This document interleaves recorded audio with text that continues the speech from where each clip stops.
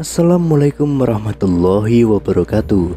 Kembali lagi di channel Nasihat Kehidupan Misteri. Pada video kali ini saya akan membahas tentang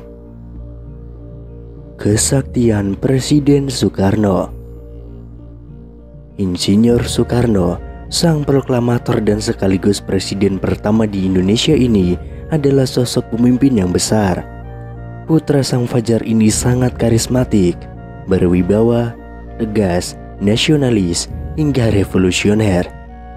Semangat dan jiwa nasionalisme tidak pernah pudar saat menorehkan dan memperjuangkan Indonesia hingga menjadi negara yang berdaulat, bahkan menjadi negara yang disegani oleh bangsa lain. Meski sudah lama meninggal dunia, namun cerita tentang Soekarno selalu menarik untuk dikaji, termasuk tentang kesaktian yang dimilikinya. Bung Karno seringkali mengalami percobaan pembunuhan. Semasa hidupnya ia mengalami percobaan pembunuhan dari tingkat baru rencana sampai eksekusi sebanyak 23 kali. Namun menurut ajudan Soekarno, Sudarto Danu Subroto, mengatakan bahwa ada 7 kali percobaan pembunuhan terhadap Soekarno yang sangat menggentarkan. Menanggapi hal itu, bukan menjadi takut dan gentar, Soekarno malah membuka rahasia bagaimana cara membunuhnya. Menjadi hal yang wajar kalau kemudian sebagian rakyat Indonesia menganggap Bung Karno adalah manusia dengan tingkat kesaktian yang tinggi.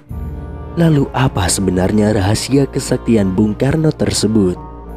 Menurut kabar yang beredar di masyarakat, Bung Karno memiliki mustika pemberian Nyi Blorong yang melegendaris. Dalam cerita tersebut, Nyi Blorong datang dan memberikan mustika merah delima jelmaan seekor naga yang mengatakan bahwa Bung Karno bukan saja akan menjadi pemimpin di alam manusia, tapi juga akan menjadi pemimpin di alam gaib. Tidak hanya Nyi Blorong, Bung Karno yang hobi dalam dunia supranatural ini juga sering bermimpi didatangi tokoh legenda dari alam lain seperti Sunan Kalijaga dan Nyi Roro Kidul. Namun benarkah kalau Bung Karno itu adalah manusia yang sakti? Dengan sejarah sedikitnya 7 kali luput, lolos, dan terhindar dari kematian akibat ancaman fisik secara langsung, menjadi hal yang jamak kalau kemudian rakyat Indonesia menganggap Bung Karno adalah manusia dengan tingkat kesaktian yang tinggi. Namun Bung Karno menampi jika lolosnya ia dalam berbagai percobaan pembunuhan bukanlah karena bantuan dari alam lain. Ia menukas normatif yang kurang lebih mengatakan bahwa mati hidup adalah kehendak Tuhan. Manusia mencoba membunuh. Kalau Tuhan belum berkehendak ia mati, maka ia belum akan mati. Namun Soekarno membeberkan bagaimana cara membunuhnya. Menurutnya rakyatlah yang membuatnya tetap hidup, sehingga untuk membunuhnya cukup menjauhkannya dari rakyatnya. Semua yang kucapai selama di dunia ini adalah karena rakyatku. Tanpa rakyat aku tidak bisa apa-apa. Jadi tidak perlu senapan, bom, apalagi pesawat tempur hanya untuk membunuh seorang Bung Karno. Jauhkan saja aku dari rakyatku, maka aku akan mati perlahan-lahan. Benar saja, ayah dari Megawati Soekarno Putri ini selalu lolos meski dihujani granat bahkan bom pesawat tempur. Percobaan pembunuhan pernah terjadi pada 30 November tahun 1957. Presiden Soekarno datang ke perguruan Cikini atau Percik, tempat bersekolah putra-putrinya, dalam rangka perayaan ulang tahun ke-15 Percik. Granat tiba-tiba meledak di tengah pesta penyambutan presiden. 9 orang tewas, 100 orang terluka, termasuk pengawal presiden. Soekarno sendiri beserta putra-putrinya selamat. 3 orang ditangkap akibat kejadian tersebut. Mereka perantauan dari Bima yang dituduh sebagai antek teror gerakan DITII. Percobaan pembunuhan kedua terjadi pada 9 Maret tahun 1960. Tepat siang bolong, Istana Presiden dihendakkan oleh ledakan yang berasal dari tembakan kanon 23 mm pesawat MiG-17 yang dipiloti oleh Daniel Maunkar. Maunkar adalah letnan angkatan udara yang telah dipengaruhi Permesta.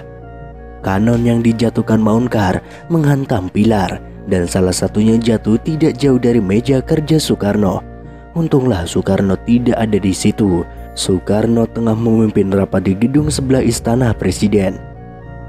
Kemudian pada April tahun 1960, Perdana Menteri Uni Soviet saat itu, Nikita Khrushchev, mengadakan kunjungan kenegaraan ke Indonesia. Dia menyempatkan diri mengunjungi Bandung, Yogyakarta, dan juga Bali. Presiden Soekarno menyertai dalam perjalanannya ke Jawa Barat. Tatkala sampai di jembatan Raja Mandala, ternyata sekelompok anggota DITII melakukan penghadangan. Beruntung pasukan pengawal presiden sigap meloloskan kedua pemimpin dunia tersebut. Kemudian pada 7 Januari tahun 1962, Presiden Soekarno tengah berada di Makassar. Malam itu ia akan menghadiri acara di gedung olahraga Mato Angin. Ketika itulah saat melewati Jalan Chandrawasih, seseorang melemparkan granat. Granat itu meleset jatuh mengenai mobil lain. Soekarno selamat. Pelakunya Serma Markus Latuperisa dan Ida Bargus Surya Tenaya divonis hukuman mati.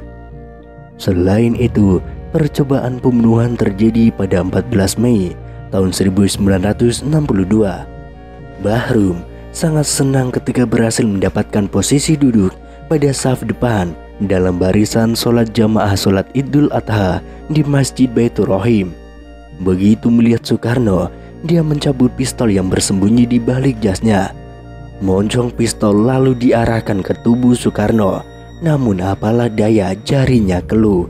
Dalam sepersekian detik, ketika tersadar, arahnya pun melenceng. Peluru meleset dari tubuh Soekarno menyerempet Ketua DPR GRG Haji Zainul Arifin. Haji Bahrum divonis hukuman mati, namun kemudian dia mendapatkan gerasi. Dari kesemuanya itu, Bung Karno tetap selamat, tetap sehat, dan tidak gentar. Dia terus saja menjalankan tugas kepresidenan dengan segala konsekuensinya. Namun situasi politik berbalik, menempatkan Bung Karno pada stigma yang terburuk. Gerakan demonstrasi mahasiswa yang didukung militer, pemberitaan media massa yang dikontrol Soeharto, membuat Bung Karno makin terpuruk. Usai ia dilengsarkan oleh sidang istimewa MPRS, kemudian diasingkan di Bogor, kemudian disekap di Wisma Yaso, ia benar-benar menjadi pesakitan. Yang paling menyakitkan adalah karena ia benar-benar dijauhkan dari rakyat. Rakyat yang menjadi nyawanya selama ini. Dengan cara itu pula, persis seperti yang ia utarakan sendiri, kalau Bung Karno tidak bisa hidup tanpa rakyatnya, Bung Karno pun wafat.